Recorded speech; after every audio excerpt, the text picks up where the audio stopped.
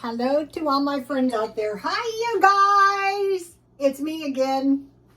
Okay, I hope everyone is doing okay. It's been pouring rain for 2 days, but they say the rain is changing direction and going east. So I'm thinking like where? Like Phoenix? Like El Centro?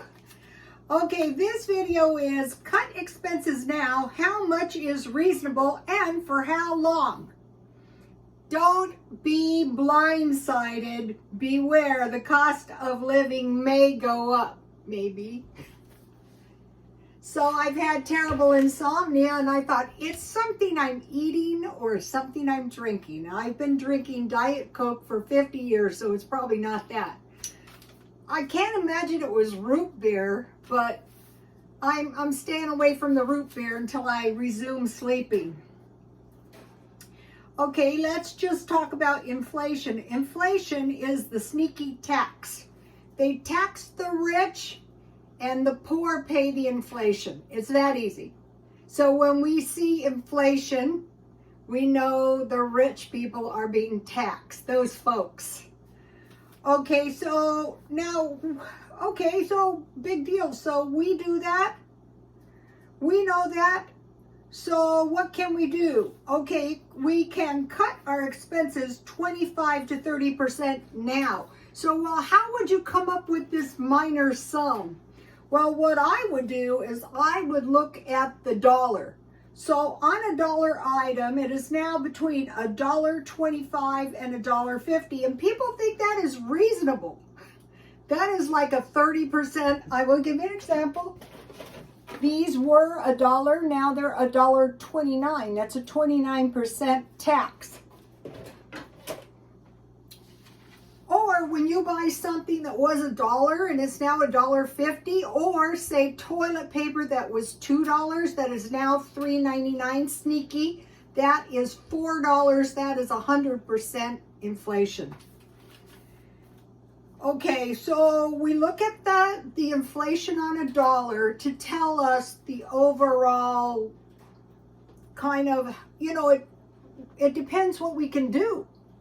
So, one thing we could do is pay the utilities in advance. Like when you get money, you could pay your utilities some months in advance. And so we notice here in California, we got an inflation check. I haven't gotten mine yet, but it was about the same price as, it was the same amount as 1 month utilities. So by paying your utilities in advance, then, you would have extra money. Okay, eating the stockpile down. So like me, I've been diligently stockpiling food. So now I could go like 2 years.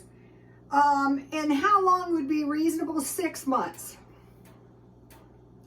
6 months would take us into the middle of the year and we could see what was happening. And then we could decide. So what I'm doing is I'm just cutting spending pretty much.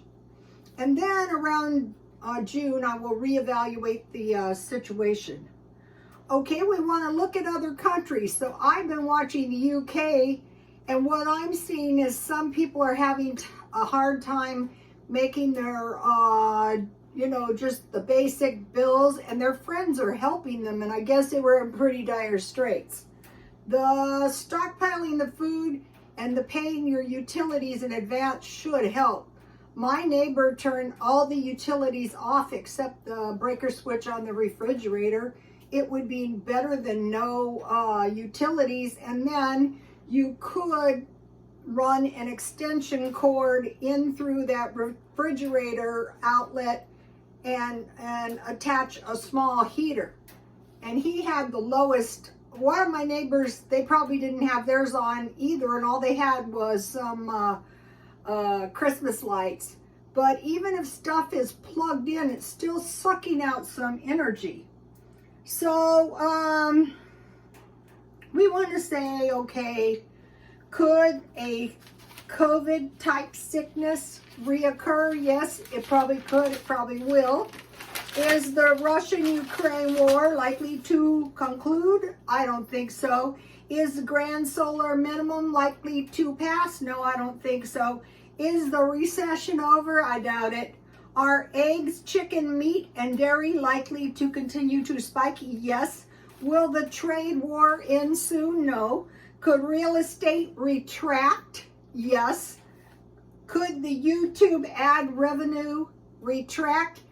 Yes. Okay, so now, I mean, they pretty much warned us, unless you've had your head buried in the sand. So what to do about this? Well, my son and I were discussing this, and the most reasonable thing is to stay the course. I always say, what was I doing before this has happened? And I want to keep doing that. And then eventually you've been building your subs up and, you know, it'll resume. Another thing is, Twitter is likely to have ad revenue somehow. I got Twitter Blue, and how that benefits me, I'm not sure yet. But my biggest platform is actually on Twitter. That's not why I tell my YouTube followers to go there. I tell them to go there because I put the recipes there. How I got my Twitter followers is I used to post a lot of things. My Twitter followers in the Mideast were very fascinated with 50 Cent. So I lived in El Cajon where there was a huge Chaldean community, and I got all these followers. Also, this video kind of evolved when I was doing my Instagram. And so for my birthday, I wanted to buy myself a pair of sunglasses, and I did, and they're very cute. I got these at Walmart. These are nice, look. Foster Grant. Yes, I get them on sale. I'll just wear them. Okay, so then I had these, and I bought these at 7-Eleven, and I actually like them. They're cute too. And so I thought, why don't you sell some of your vintage sunglasses? Rule 1, always keep your sunglasses in a case. Never leave your sunglasses in a hot car. Never rip your good sunglasses off your face. Never wear your sunglasses like a barrette. So now I am selling these lovelies.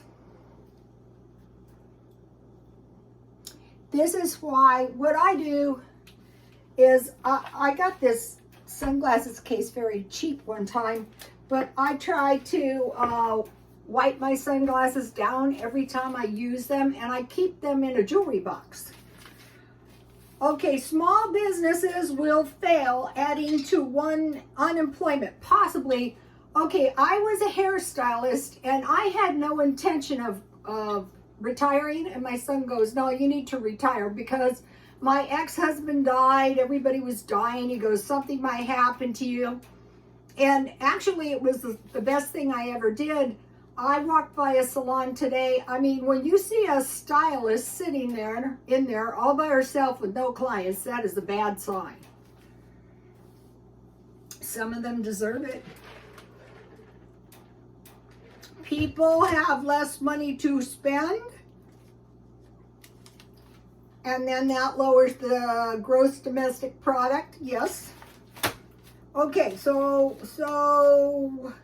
what can we do? Make food at home and add some low-cost food to your meals that is not too painless. So I had this last night, and I'm having this again. I buy these so cheap, and I usually eat about 3. With those, I could add French toast, pancakes, homemade bread, or muffins. I want to give you guys a really good pancake recipe. I buy tabletop editions at the thrift stores. I probably won't be shopping at the thrift stores because, you know, I'm cutting expensives. But here is the pumpkin pancake recipe.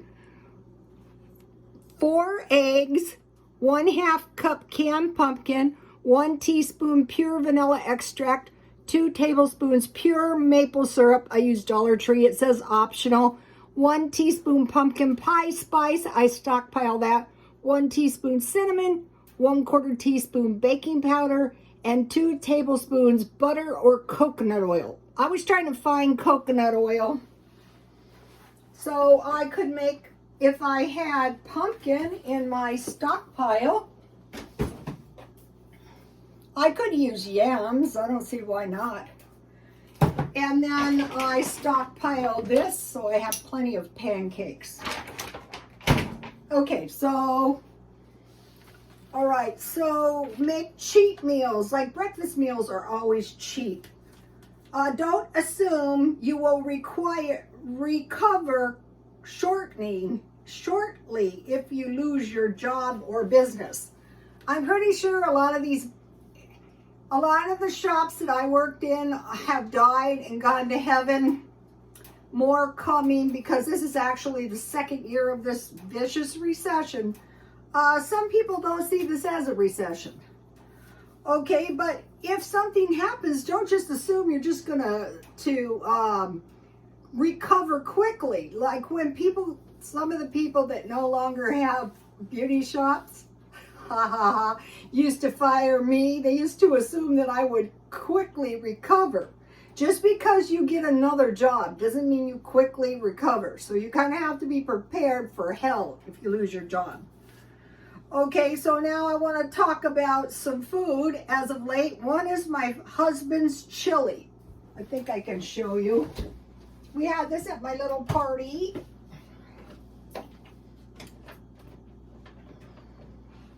I forgot how to make it. My son had to tell me. Okay, so the thing about my ex-husband's chili, they used to eat chili a lot, but it's very mild. And all it is onions, bell peppers, 3 cans crushed tomatoes, 2 cans kidney beans, 1 can black beans, ground turkey, chili powder, onion, and garlic. So this is a good little meal you can grab. Everything is in the stockpile. Okay, I bought deli meat, and today I had a sub sandwich, and I had soup. I stockpiled a bunch of these little packets. I find them to be really good. And I had good crackers. I bought these for $2.50, half price, so that was a good little lunch. I dumpster dived this today. Well, I curbside. It was by the dumpster. It was in the dumpster.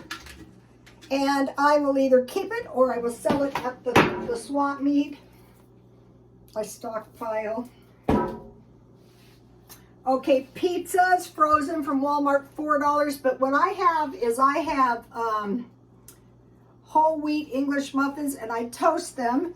Then I have some pizza sauce, and I put that on the toasted English muffin with some mozzarella cheese. And so I won't buy frozen pizzas, deli meat.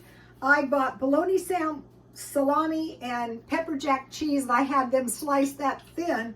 And then I bought roast beef and ham thick cut, so I could put the pieces or chunks in stuff.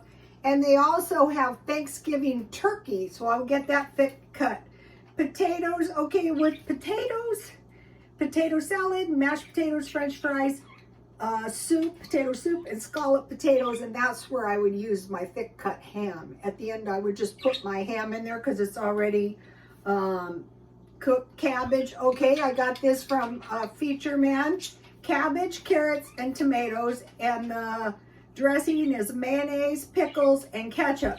Okay, I made this, and I used mayonnaise, mustard, and pickle relish, and I used my homemade pickles, and it was really good.